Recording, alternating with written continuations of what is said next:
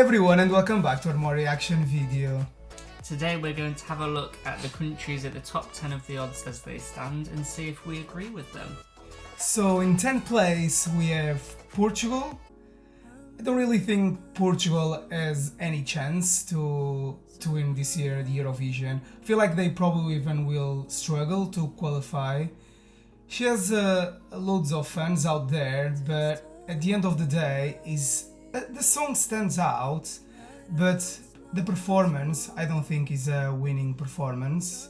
So yeah, I think it's a bit overrated as well. I see what the appeal is and why fans like it, but when it comes to the context of the first semi-final and that female heavy second half, I think she will get lost, and I think she is a borderline qualifier at best. So in 9th place we have Netherlands. Has been a huge hype around this song. She has been performing in one of the pre-parties, and to be honest, I enjoyed the performance, but I didn't find her very memorable. I found she's a little bit bland on a stage. Probably with a good staging she will do a better job, but it's definitely a qualifier. I'm just not sure. Probably she will do better with the jury than with a public vote. It's definitely a song that will rely on the jury votes, and I'm sure it won't have any problem qualifying, but I think low top 10 in the final will probably be its limit due to a lack of televote support. So the next one we have Norway.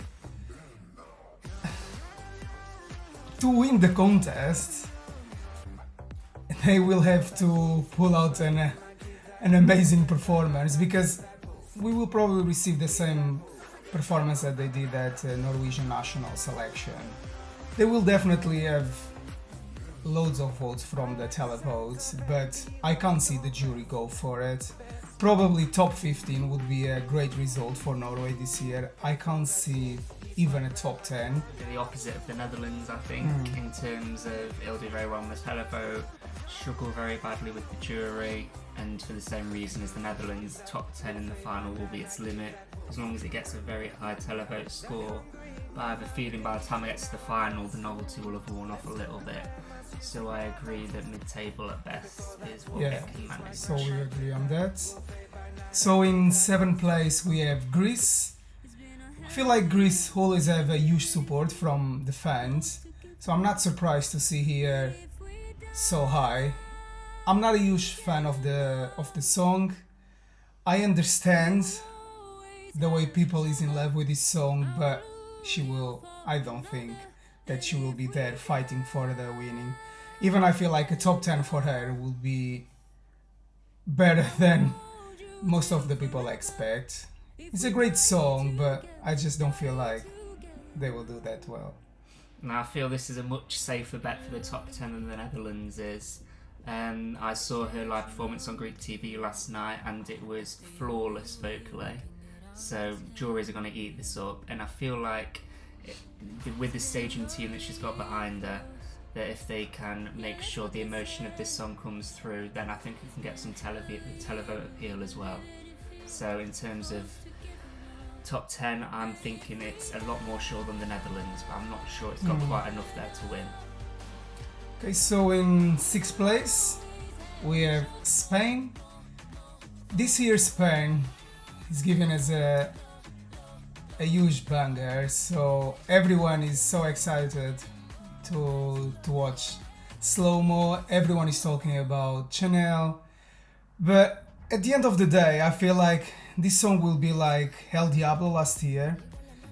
A huge support from the fan base, but I can't see on the day get a massive public vote.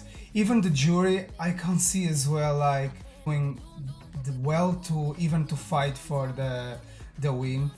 She will do a great performance. We know, we have been seeing so many times, and she always delivers a very good vocal as well.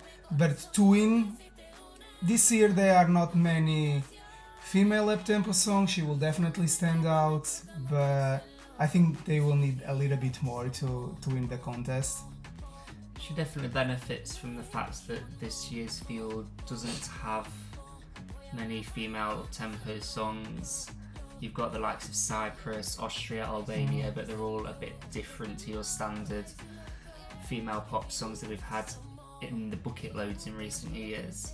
I agree that it's a hard one to predict. A jury should respect it being very professional, very clinical, and she performs it very well. Televote should like it as well, but I don't think they'll love it. And I think mid-table, low top 10 is its ceiling. I can't see it winning. Okay, next one in 5th place we have Poland. This one is a good song, but I feel like here is very overrated. I feel like from the performance that he has been giving us, he has no charisma on the stage. Something is missing all the time. Vocals are good. His live performance is always lacking on his stage. I feel like Poland really needs to deliver a very good stage, because there is something about him that doesn't connect with the people. I know people loves the song, but when we have to listen, there is something there that they need to look after. So I feel like probably top 15 will be a good result for him, but I would be happy with a top 10, but not fighting for the winner. He has the opposite problem to Chanel in that the male ballad is probably the most competitive in terms of how many of these types of entries there are in this contest. You've got the likes of Azerbaijan and Switzerland, both of which we've not heard live performances of as we're recording this. I agree that he feels a little bit inexperienced on the stage. I think we saw it in the national final as well. Vocals are perfect, juries should reward it, but I think with it being such a saturated field with male ballads, it will limit how high it can go. Gonna get lost. So low top 10 I think is the ceiling, and that's only if it is the best performed male ballad, otherwise someone else will take his spot. Okay, so in 4th place we have United Kingdom. This one, I feel like it will do better with a jury. Televote, the public vote, I can't see connecting with him. He's definitely a great singer, he has very good vocals, but from the performance that he has been giving, there is nothing, he doesn't add anything new to the contest. It's just basically about his vocals, and he's very unique, but to win I feel like the song could be stronger, and if we would have probably a different song, probably it would do much better, but to win the contest, no. I could see this one even like on the right side of the scoreboard. I think it's the typical overrating of the UK because the majority of these bookmakers that we look at are British. It should do better than those in previous years, definitely. The juries, I think, will put it in the top half. But without a good running order spot, I don't think the televote is going to go for it massively. As again, it's another male ballad / mid-tempo type song. There's plenty of them to choose from. I think a result similar to that of Lucy Jones in 2017 is what it could be for. Yeah. So in 3rd place we've got Sweden. So every single year almost all fans we talk about Swedish songs, they are always got loads of potential to win the contest, but I feel like this year she deserves. It's a great song, and I feel like she's very unique. The song sounds very authentic as well, so I feel like the jury will be there. The thing is the public vote again. She will need a very good spot at the grand final. She can't be at the first half. So if she get a good spot, and if she managed to have like a slow songs around her, she could definitely be there fighting for the trophy. And I feel like this year Sweden really deserves all the hype that they have been receiving. So It's definitely a return to form for Sweden. They were struggling with the televote in the last few years. I think they will get a much better televote this time. I don't think the televote will be strong enough for it to win. I'm sure the juries will put it top 2 with Italy, possibly. But can I see this beating Italy in the televote, for example? I'm not sure. So I think it's definitely looking at a podium position, but I'm not sure it can quite take the title. in the second place we have Italy. It's definitely one of the best songs of this year. Is my favorite to win the contest. They got loads of potential here. I feel like the jury will be there, the public vote will be there. We know already the spot they got at the grand final doesn't really play to them advantage, but I feel like at the end of the day, if they will get a very strong public vote, they will win. Italy's running order definitely doesn't help it. It is quite a subtle ballad, and it doesn't have massive moments. Maybe like Arcade, it's more formulaic. So I'm not sure it's easy for it to stand out early in the running order as it was for the likes of Arcade. But saying that, I think if the situation in the world was still the same as it was in mid-February, I think this would be the runaway favourite. And it's understandable why. I can definitely see it winning. It should be comfortably top 3 with both the televote and the jury.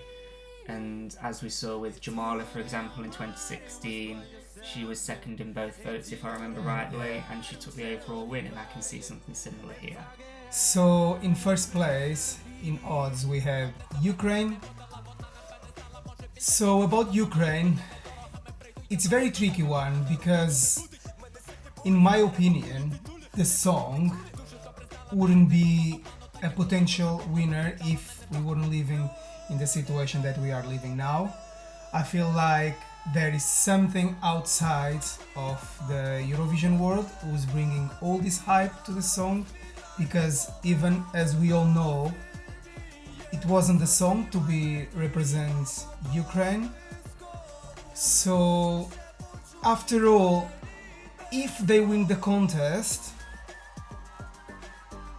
I will congratulate them, but I don't feel like they've got the best song. I feel like they will definitely win the public vote. We will have to wait and see if the jury will give them enough points to win the whole thing. I hope in a few weeks' time things could change and people start vote just in the song they really like and not about the country, because at the end of the day this is a song contest, it's not a country contest, and let's gonna start leave the things aside of this, because we have to vote in the best song. Yeah, I agree. If there is no way Ukraine would win this contest if it wasn't for other events that are going on in the world. I like the song. I don't love the song, but I agree that I imagine it will win the televote quite easily, and it all depends on how much support the jury will give it. In a normal year, the jury wouldn't support a song like this. I would expect it only to be mid-table in the final, which would automatically rule it out of victory. We've seen last year with Go Away. So a similar song, not the same, similar, same sounds, and they didn't do very well with the jury. I'd say similar-ish to Kino as well in 2019. I mean, I know this one's more of a rap song and that was a pop song, but they both had the ethnic elements, they both got tempos, etc., and they both had a massive difference between the televote and the jury. So at the end of the day, though, jurors are still people and they still have the same emotions as the public voters do. So it's whether they listen to those emotions or pay attention to the criteria that they usually use as to what sort of votes they will give. Either way, Ukraine's certain for the top 5, probably certain for the top 3. It's just that jury support is whether it will be able to knock Italy, for example, off the top. So we haven't actually mentioned many that we think will be in the top 5. I think some that aren't in the top 10 of the odds that are being underrated and have that potential. They include Finland for me. I think the name recognition is there. I think it stands out as I imagine any of the other rocky-ish songs will be eliminated in the semi-finals. And usually, as long as you draw second half in the final, those that open the semis will be towards the end or closing the final. And especially with that name recognition that Flo Rida had last year, and he got that last spot as well. So I think Finland's being underrated. But after didn't do that well. True. I think Australia's been underrated. It's going to do very well with the jury, and if the public understand the story of the song and they can connect to him, then I think that has got a lot of potential to do top 10 or top 5. Also, a shout out to Estonia. I think if this was a few years ago, it would be among the favourites easily. This sound isn't as fashionable as it was a few years ago, but it's still one of the most anthemic, still one of the most easy listening songs, and it's instant to the viewers as well. And finally, I want to mention Armenia. Okay. Because they have the closing spot in the first semi-final, which suggests they have a good stage presentation, otherwise they wouldn't put them last, because it's not the typical type of song that will go last. And with the likes of Croatia and Iceland that she is competing against in the semi-final, if they don't make it to the final, that leaves her as the solo guitar playing female song in the final. So I think there's a lot of potential there too. So I'm just curious to know how the juries will receive the Serbian song, because there has been a huge hype around this song. I believe loads of this hype is from the Serbians, but I feel like if the jury receive very well this song, they probably could be there as well, like top 5, why not? Could be a surprise for everyone. And probably I would say I do enjoy the Croatian song. I feel like this song has been underrated for almost everyone, and probably could be the surprise as well of this year, because she sings so well and it's so nice, it's so pleasant, the song. It is the sort of song, Croatia, that could get a new life of its own after the semi-finals, like Common Limits did. Because it is very reminiscent of Taylor Swift's recent material, it will have that instant connection, that hook to the listener. It will feel familiar, and I wouldn't be surprised if Croatia, for example, creates a problem for Portugal, who are performing before Croatia, because I think to the average listener, Croatia is more accessible than Portugal. So guys, thank you very much for watching, and see you next video.